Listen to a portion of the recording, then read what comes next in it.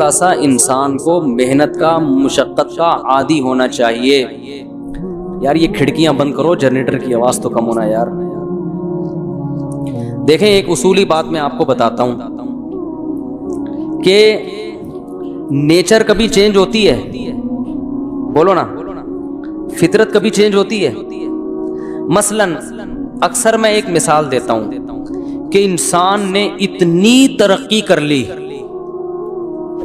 لیکن کیا گلوکوز کی بوتل پہ چلتا ہے اب وہ؟ بھائی اتنی ترقی کر لی, ڈاکٹروں نے ریسرچ کی کہ ہم جب روٹی کھاتے ہیں, چاول کھاتے ہیں تو اس سے نشاستہ بنتا ہے, گلوکوز بنتا ہے, پھر یہ ہوتا ہے, باڈی رن ہوتی ہے. تو اب روٹی کھانے کی ضرورت نہیں ہے, اب سائنسی ترقی سے فائدہ اٹھانا چاہیے. اس کو کنٹرول کریں بھائی, مائک کو, ہیلو شور ہو رہا ہے. سائنسی ترقی سے فائدہ اٹھانا چاہیے. اب ڈائریکٹ گلوکوز پینا چاہیے. چند دن تو چل جائے گا, لیکن اس کے بعد چلنے کے قابل نہیں رہے گا. 4000 سال پہلے بھی ہمیں روٹی کی ضرورت تھی, آج بھی ہمیں روٹی کی ضرورت ہے. جاپان کا سائنسدان بھی کیا کھائے گا؟ روٹی کھائے گا تو ریسرچ کر سکے گا, روٹی نہیں کھائے گا تو ریسرچ نہیں کر سکتا. ایسا نہیں کہ ٹیکے لگا کے چلے, وہ 2-4 دن چلے گا, ایک ہفتہ چل جائے گا, اس کے بعد اس کا بھی انا للہ ہو جائے گا, کیونکہ یہ نیچرل نہیں ہے. اسے بھی انڈے کھانے ہیں, اسے بھی دودھ پینا ہے, اسے بھی مکھن کھانا ہے, یہی ہے نا. ارے جو ڈاکٹروں کی تحقیق ہے وہ یہی ہے جو پہلے تھی. پہلے حکیم تھے, اب ڈاکٹر ہیں. تو پہلے حکیم کہتے تھے بھائی دودھ بھی پیا کرو, انڈے بھی کھایا کرو, یہ بڑا طاقتور ہوتا ہے انڈا. اب ڈاکٹر کہتے ہیں انڈے میں پروٹین. نام چینج ہو گئے ہیں, پروٹین, طاقت کا لفظ کو انہوں نے پروٹین بنا دیا. ٹھیک ہے نا.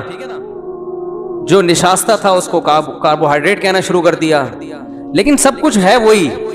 نہار منہ ایک سیب پہلے بھی تھا آئرن کی کمی پوری کرنے کے لیے, آج بھی کیا ہے بھائی سیب کھاؤ. اب ہم یہ نہیں کہہ سکتے کہ آئرن کی کمی پوری کرنے کے لیے پرانے زمانے میں ہم سیب کھاتے تھے, اب ڈائریکٹ آئرن کھانا, کیل کھانا شروع کر دیں گے. آپ کہہ سکتے ہیں کہ آئرن کے کیپسول کھا رہے ہیں نا, تو وہ بھی تو اسی سے نکالے ہیں, وہ کوئی کیل سے تھوڑی نکالے ہیں انہوں نے, وہ بھی تو یہی ہے. اور وہ بھی اوریجنل کا آلٹرنیٹ, جو اوریجنل ہے نا اس کا آلٹرنیٹ نہیں ہے. یعنی آپ سیب کھا کے جو آئرن کی کمی پوری ہوتی ہے, جو فائدے ہوتے ہیں, وہ آئرن کے کیپسول میں کچھ فائدے ہوں گے تو کچھ نقصان بھی ہو سکتے ہیں. تو اب اچھی طرح سمجھیں کہ جو فطرت کے اصول ہیں, جو نیچر کے اصول ہیں, وہ کبھی چینج, بولو بھائی, نہیں ہوتے. تو یاد رکھو اللہ نے دانت دیے چبانے کے لیے. اگر یہ دانتوں سے چبانا چھوڑ دیں گے تو دانتوں کا بیڑا غرق ہوگا کہ نہیں ہوگا, اور میدے کا بھی بیڑا غرق ہو جائے گا. آپ نے کہا کہ میں روٹی گرینڈ کر کے جوس بنا کے پیوں گا تاکہ دانتوں سے چبانے کی ٹینشن سے میری جان چھوٹ جائے. کتنے دن پیو گے بھائی؟ روٹی لیکوڈ فارم میں نہیں ہے, وہ سخت ہے. تو ٹھوس غذائیں کھانا بھی کیا ہے, ضروری ہے. تبھی بچہ جب 6 مہینے کا ہوتا ہے تو ڈاکٹر کہتے ہیں 6 مہینے کے بچے کو ٹھوس غذائیں کھلانا شروع کر دیں, کہتے ہیں نا. اب بھائی سوال بھائی ٹھوس غذائیں کیوں کھلائیں؟ وہ جتنی انرجی روٹی میں, وہی کیپسول بنا کے ڈائریکٹ کیپسول کھلا دو بچے کو. نہ بھائی, جو پروسیس قدرتی ہے وہ چینج نہیں ہوگا. تو یاد رکھو بالکل اسی طریقے سے اللہ نے ہاتھ دیے وزن اٹھانے کے لیے, ٹانگیں دی چلنے اور دوڑنے کے لیے. اب سائنس نے اتنی ترقی کر لی کہ ٹرینوں کا زمانہ آ گیا, جہاز کا زمانہ آ گیا, گھوڑوں کا زمانہ کہاں چلا گیا, بولو نا.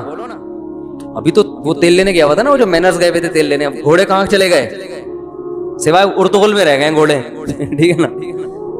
لیکن اب آپ یہ کہیں کہ میں یہاں سے وہاں جہاز میں, ڈاکٹر نے آپ کو کہا کہ 5 کلومیٹر کا سفر فار ایگزامپل آپ سے کہا کہ آپ طے کیا کریں تو آپ کی صحت اچھی رہے گی. آپ نے بائک نکالی, 10 کلومیٹر چلے گئے آپ, تو کام جس کام کے لیے نکلے تھے وہ کام تو ہو جائے گا, مگر صحت کہاں چلی جائے گی, ہے بھائی, وہ وہیں چلی جائے گی.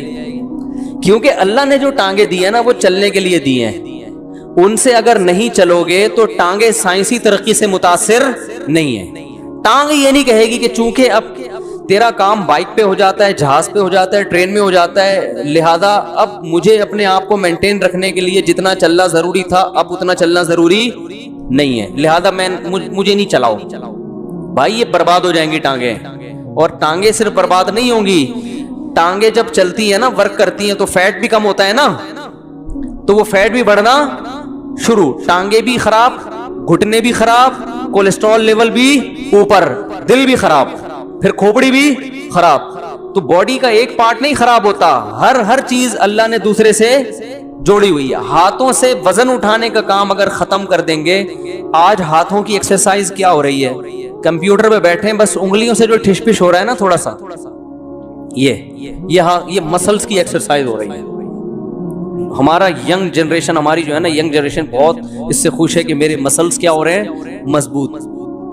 ये क्या हो रहा है कंप्यूटर पे अंगूठे की वर्जिश हो रही है, वो सॉरी मोबाइल पे।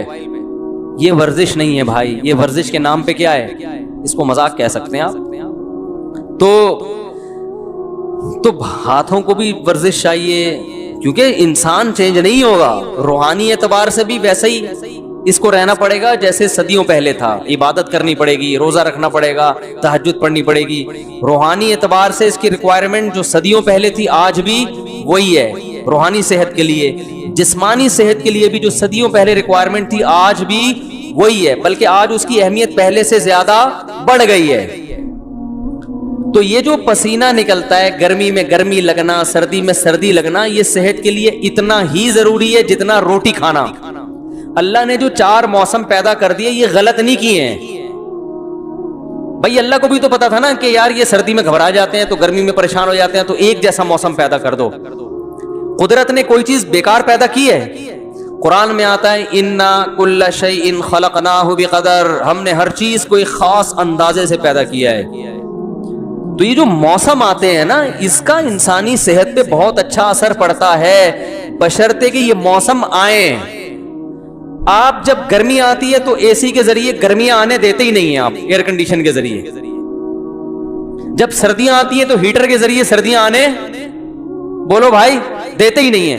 तो इसका मतलब आपके 4 मौसम नहीं आ रहे, वो 5 मिनट के लिए आ रहे हैं, जितनी देर में आप ऑफिस से बाहर निकले थे, फिर एकदम भाग गए आप। अब ऑफिस से निकल के गाड़ी में बैठे तो एसी, गाड़ी से निकल के घर में गए तो एसी, घर से निकल के आप किसी दोस्त के यहाँ गए तो वहां एसी, वो गाड़ी में एसी से आपकी सेहत की ऐसी की तैसी, यानी वो भी एसी की तैसी हो जाती है।